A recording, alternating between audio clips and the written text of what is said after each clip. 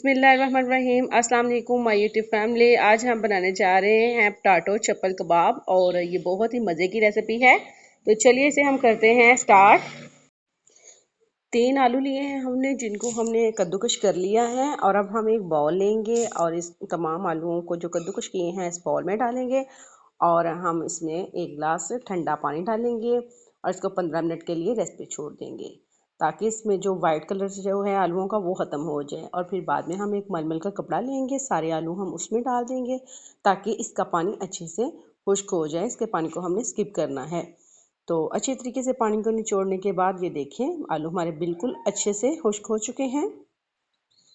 अब हम एक प्यारा सा पैन लेंगे और उसमें हम बटर को डालेंगे और बटर को ज़्यादा गर्म नहीं करना और हम इसमें आलूओं को शामिल कर देंगे और तकरीबन 5 मिनट हम इसको पकाएंगे। ज़्यादा पकाना नहीं है, बस हल्के से नरम हो जाए तो इनको हमने एक बाउल में निकाल लेना है।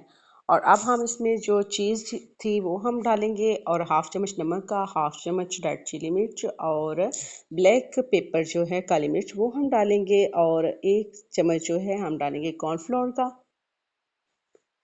अब हम तमाम चीज़ों को अच्छी तरह से मिक्स करेंगे और जिस तरह चप्पल कबाब को हम शेप देते हैं हम बिल्कुल उसी तरह देंगे, नगेट्स की तरह, चप्पल कबाब की तरह।